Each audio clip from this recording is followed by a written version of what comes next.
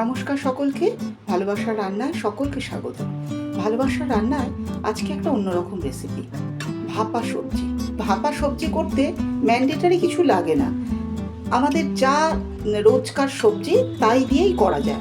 যার কাছে যা বেঁচে থাকবে সেটুকু দিয়েই করতে পারেন। আমি এখানে একটু ঢ্যাঁড়স নিয়েছি, খুব কচি ছোট ছোট ঢ্যাঁড়সগুলো, একটু বেগুন, একটু গাজর, বাঁধাকপি, একটু ফুলকপির পাতা, কুমড়ো, এখানে নিয়েছি আলু, একটা ছোট ক্যাপসিকাম, একটা বড় টমেটো, আর লাগবে একটু ধনেপাতা।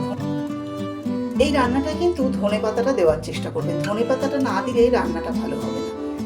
এখানে আমার কাছে একটু নারকেল আছে বলে আমি নারকেল দিচ্ছি। যদি আপনাদের কাছে নারকেল না থাকে তাহলে সর্ষে কাঁচা লঙ্কার সঙ্গে পারলে একটু পোস্ত বেটে দেবেন। আর পোস্ত যদি হাতের কাছে অ্যাভেলেবেল না থাকে তাহলে চারমগজ দিতে পারেন, সাদা তিল একটু রোস্ট করে দিতে পারেন। এইগুলো দিয়ে সর্ষে কাঁচা লঙ্কাটা বেটে নেবেন। সর্ষের ভাগটা হবে কালো সর্ষে 1 চামচ, সাদা সর্ষে তাহলে 2 চামচ, হাফ চামচ যদি কালো সর্ষে নেন 1 চামচ সাদা সর্ষে, তার সঙ্গে 1 চামচ চারমগজ হতে পারে অথবা 1 চামচ সাদা তিল হতে পারে। এইটা হচ্ছে রেশিও। এখানে লাগবে আমার একটু হলুদ, আর লাগবে একটু কালো জিরে। আর এই রান্নাটা অবভিয়াসলি সর্ষের তেলেই বেশি ভালো হবে। আর লাগছে একটু চিনি আর একটু নুন। ব্যাস, এইগুলো দিয়ে আমি এই সর্ষে কাঁচা লঙ্কার সঙ্গে এই নারকেলটা দিয়ে আমি বেটে নিচ্ছি। এইগুলো রেডি করে নিয়ে তারপর শুরু করছি। এই রান্নাটা কোনো ঝঞ্ঝাট নেই। সমস্ত সবজি আমি এই কড়াইয়ের মধ্যে আগে দিয়ে দেব। সমস্ত সবজি এই কড়াইয়ের মধ্যে দিয়ে দিয়েছি। এর সঙ্গে আমি 2টো পাকা লঙ্কা দিয়ে দিলাম। এবার আমি বাকিগুলো দেব। হলুদ দিচ্ছি, এই ছোট চামচের 1 চামচ হলুদ দিলাম। এখানে একটা জিনিস মাথায় রাখতে হবে, যদি লঙ্কা কাঁচা লঙ্কা ঝাল কম হয়ে থাকে তাহলে একটু গুঁড়ো লঙ্কা মেশাতে পারো, আদারওয়াইজ দরকার নেই।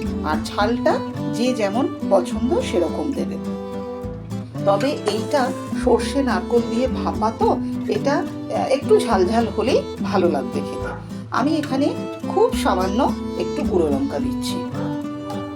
এখানে আমি এই যে সর্ষে কাঁচা লঙ্কা নারকেল বেটে রেখেছি এটা দিয়ে দেবো। এটা যদি কেউ মনে করে নারকেল কোড়া দিয়েও করতে পারে, না বেটে নারকেলটা কোড়ানো অবস্থায় দিয়ে দিলেও ভালো লাগবে, খুব ভালো লাগবে। আর এই সমস্ত সবজি কিন্তু এতটা থাকবে না, অনেকটা কমে যাবে, তাই সেই বুঝে নুনটা দেবে। এই ছোট চামচে 1 চামচ নুন দিলাম, দরকার হলে পরে দিতে পারবো। এইবার যেহেতু নারকেল দেওয়া আছে তাই এই রান্নাটায় একটু কিন্তু মিষ্টি লাগবে। এই ছোট চামচে 2 চামচ মিষ্টি দেবো আমি। মিষ্টিটাও যে যার নিজের পছন্দ মতো কম বেশি করে নেবে। এবার এই যে ধনেপাতাটা আছে সেটা দিয়ে দিলাম। এবার আমি সর্ষের তেল দেবো। মোটামুটি আগে আমি বড় 2 চামচ তেল দেব। এই সব দেওয়া হয়ে গেল। এবার আমি এটাকে খুব ভালো করে মাখবো, আর খুব সামান্য একটু জল দেব। খুব ভালো করে মেখে নিয়েছি, অনেকটা সবজি কমে গেছে। এবার আমি এই যেটুকু জল মিক্সি ধুয়ে রেখেছি এইটা দেব। খুব ভালো করে সব কিছু মেখে ওই জলটা দিয়ে এবার গ্যাসের আঁচটা একদম কম করে বসিয়ে দিয়েছি ঢাকা দিয়ে। এটা কিন্তু আস্তে আস্তে হবে, এই রান্নাটা সিমেই হবে। বেশ অনেকক্ষণ হয়ে গেছে এটা বসিয়েছি, একবার তোমাদের দেখিয়ে নিই। আমি মাঝে মাঝে নেড়ে দিয়েছি, না হলে এটা ধরে যাবে। নারকেল আছে, দেখো এর রংটা এত সুন্দর, আর গন্ধটা তো তোমাদের বোঝাতে পারবো না, এত ভালো গন্ধ বেরিয়েছে। এইটা এই অবস্থায় মোটামুটি হয়ে এসেছে, আর একটু হবে। এই জলগুলো এইগুলো শুকনো হবে। এটা না তৈরি হয়ে গেছে। এই সাইড দিয়ে তেল ছাড়ছে। এই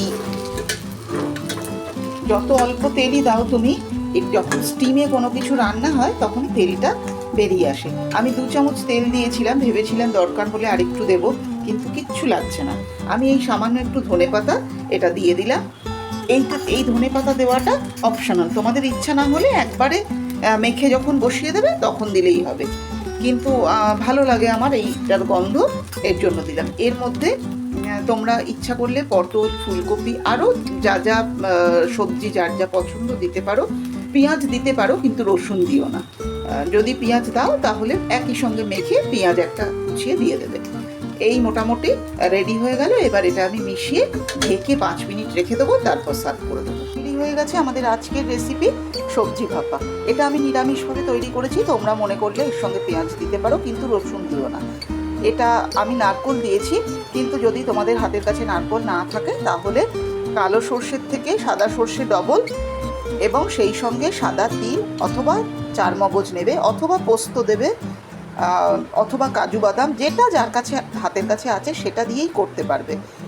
অত্যন্ত সুস্বাদু, এটা গরম ভাতে মেখে খেতে ভীষণ ভালো। তোমরা সকলে এটা তৈরি করো, তৈরি করে খেয়ে আমাকে নিশ্চয়ই জানাবে কেমন হয়েছে। ভালো লাগলে লাইক করো, কোনো সাজেশন থাকলে সেটাও জানিও। আমার চ্যানেলটাকে সাবস্ক্রাইব করো। সকলে খুব ভালো থেকো, সাবধানে থেকো। নমস্কার।